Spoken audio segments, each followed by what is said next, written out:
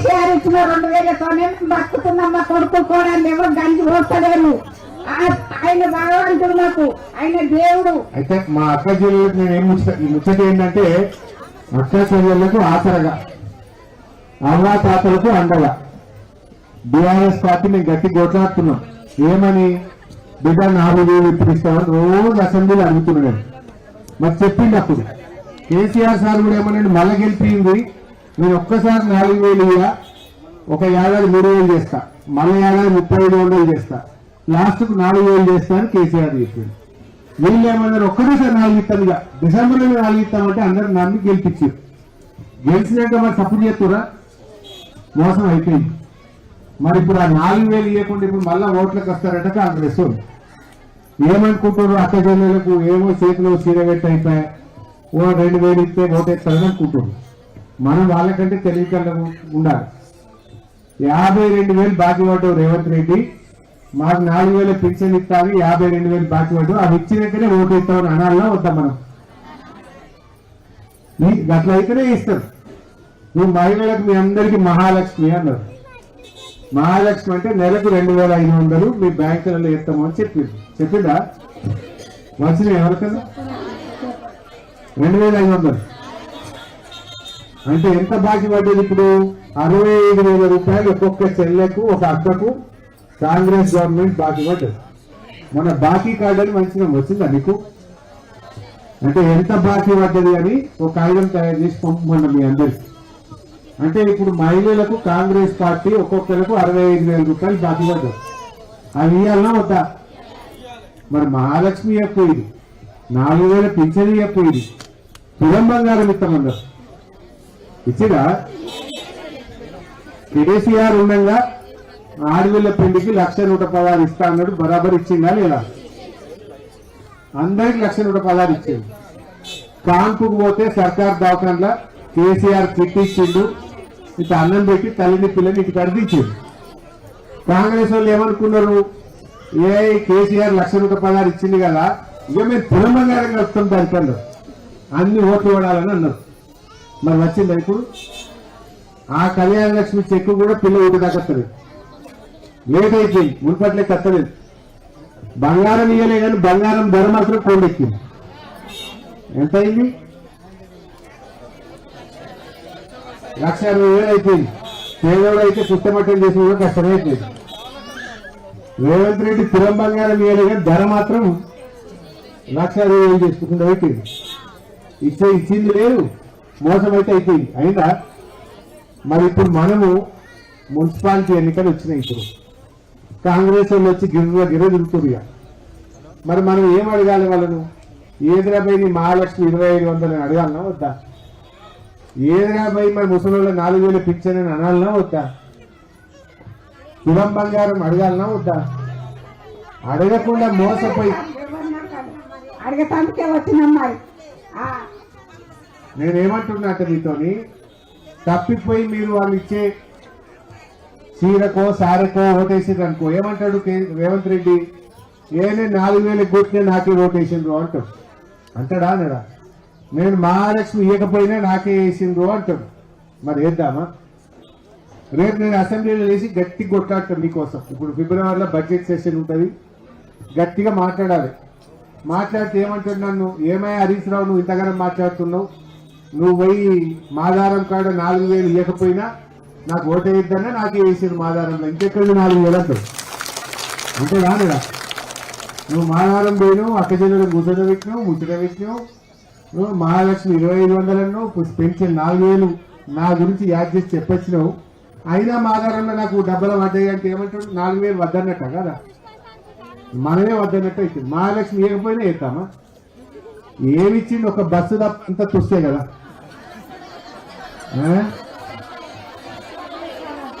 బస్సులు ఎక్కాలంటే భయం అవుతుంది. బస్సు తీరు బస్సు వేసింది, భయం అవుతుంది మాసకులకైతే. మరి ఏంటికి పైసలు ఇచ్చిన బస్సు భయం ఉండే, పైసలు పెట్టి పోయింది భయం ఉండే. అది కూడా ఏమైందో తెలుసు అనుకుంటే, ఆడోళ్ళకి ఫ్రీ అన్నాడు, మగవాళ్ళకి డబ్బు టికెట్ కొట్టింది, ధర పెంచిందా లేదా?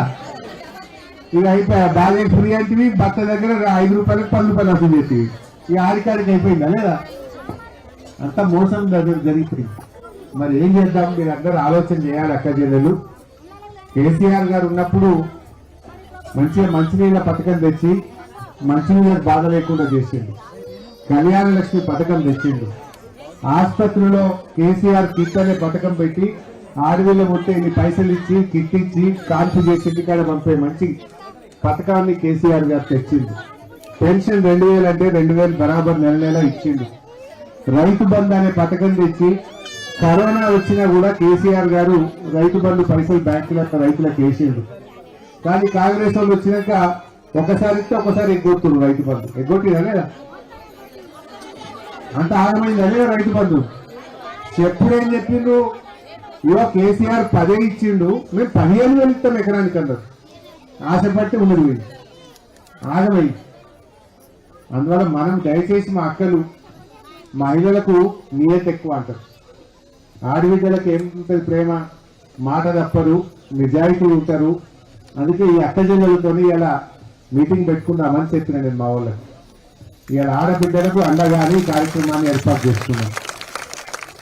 అంటే మేము మీ గురించి కొట్లాడాలి ప్రతిపక్షం అంటే మీరు మాకు బలాన్ని ఇవ్వాలి. మేము గట్టిగా మీకోసం అసెంబ్లీలో ఎంత దూరమైనా కొట్లాడతాం. రోజు మేము కొట్లాడితే మా మీద కేసులు పెట్టు. ఎందుకు? వీళ్ళు గట్టిగా అడుగుతుండి హరీష్ రావు అంటే ఆయన కేసీఆర్ గట్టిగా అడుగుతుండు అని వీళ్ళు అడగకుండా చేద్దామని మమ్మల్ని భయపెడదాం అనుకుంటారు. ఊరుకుంటామా? మేము అసలే భయపడము, ఇంకా గట్టిగా కొట్లాడతాం. ఎందుకంటే కేసీఆర్ సారు తెలంగాణ తెస్తానన్నాడు, తెలంగాణ తెచ్చింది. ఆయన సాగు నోట్లో తలబెట్టి తెలంగాణ తెస్తా అంటే రానే రాదన్న తెలంగాణ అయితే వచ్చింది.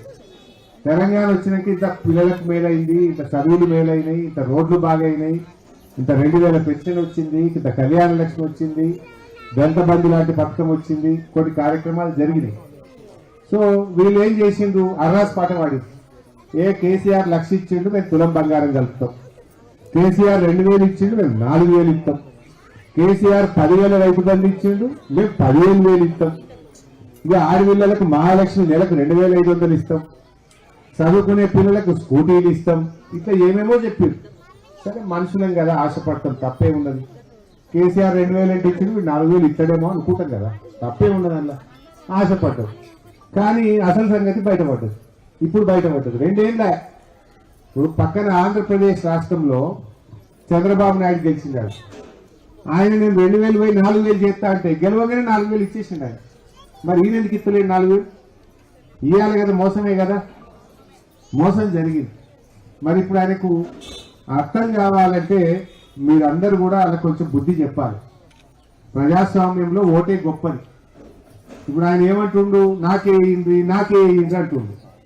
ఈ 2 ఏళ్లలో మాదారం లేని పైస పరైందమ్మా. కాంగ్రెస్ గవర్నమెంట్ వచ్చినాక ఈ 2 ఏళ్లలో ఏమన్నా ఒక మంచి పని జరిగింది ఒక్కటి చెప్పుడు నాకు. ఓ స్కూల్ కట్టిండ్రా, ఒక రోడ్ వేసిండ్రా, ఓ నల్ల తెచ్చిండ్రా, ఇల్లు కూడా కొట్టిండ్రు, బరాబర్ చెప్పినారు పోయి. అది కూడా నేను కొట్లాడి ఆపించిన. మీరు అందరు నా దగ్గరకు వస్తే కలెక్టర్కి మాట్లాడి బిడ్డ ఖబర్దార్ అంటే గట్ల సగం ఆగిన ఇంకా వాళ్ళకు కూడా మళ్ళీ కట్టిస్తాం ఖచ్చితంగా. ఎవరిలో అయితే కూలిపోయినాయో నేను తప్పకుండా మళ్ళీ వాళ్ళకి జాగ్రత్త ఇప్పిస్తే ముందు కట్టిస్తాం. అయితే మీరు ఆలోచన చేయాలి. 2 నెలలు అయింది గవర్నమెంట్ వచ్చి, ఏమన్నా కొద్దిగా సౌలత అయిందా అమ్మ? 2 నెలల్లో ఏమన్నా కాంగ్రెస్ వాళ్ళు వచ్చినాక మనకు పైస సౌలత అయిందా? బస్సు ఫ్రీ తప్ప. ఇక బస్సు అనేది అక్క చెప్పింది ఇప్పుడు.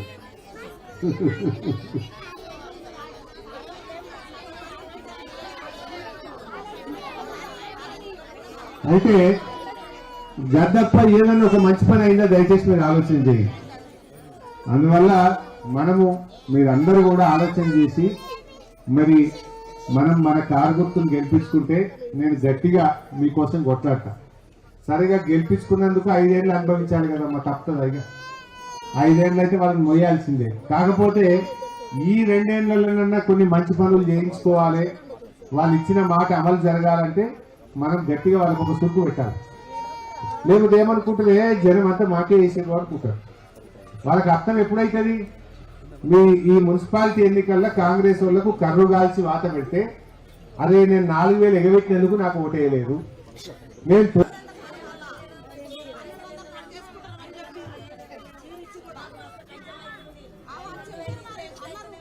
4,000 ఇవ్వాలి.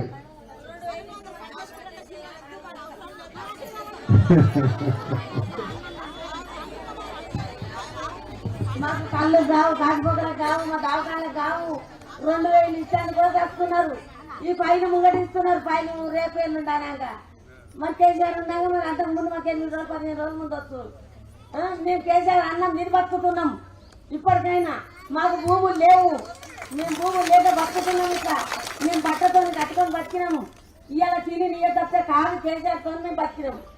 ఇవాళ కేసీఆర్ మాకు ఉంటేనే మాకు నచ్చింది.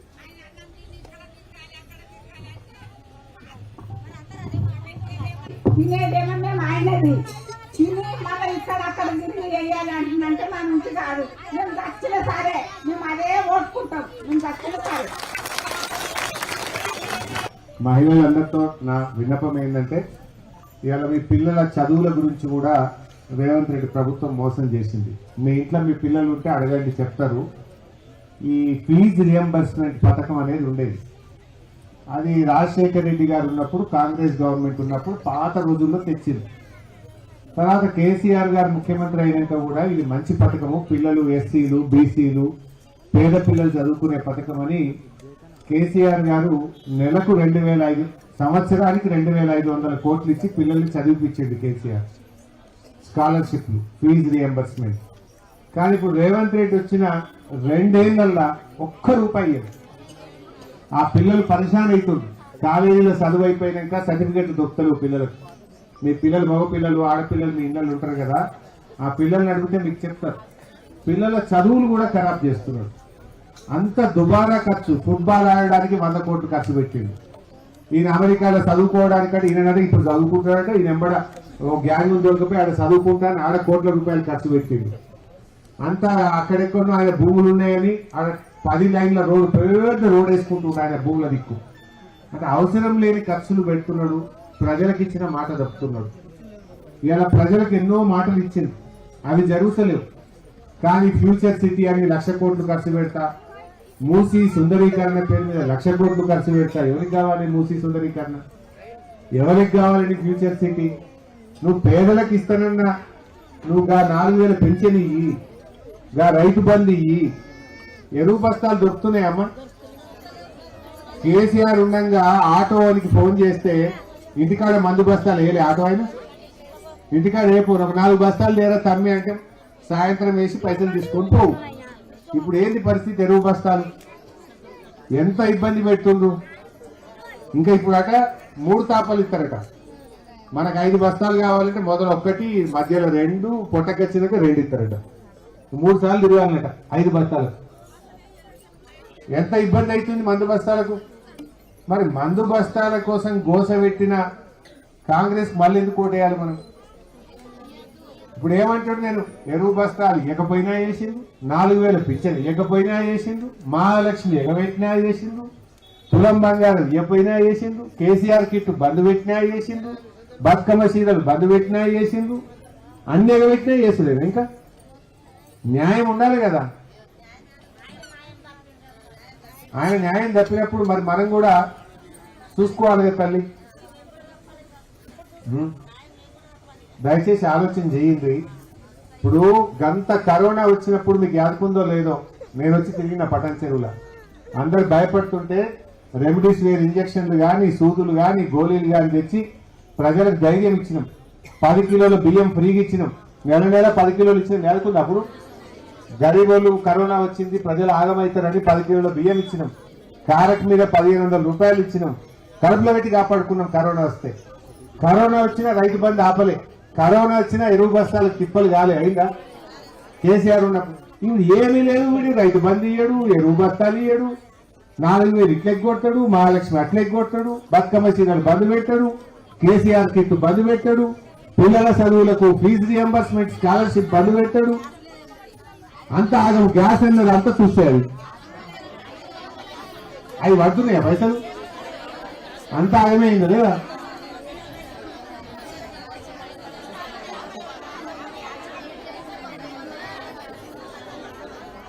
బుక్కులలో పైసలు పడుతున్నాయా?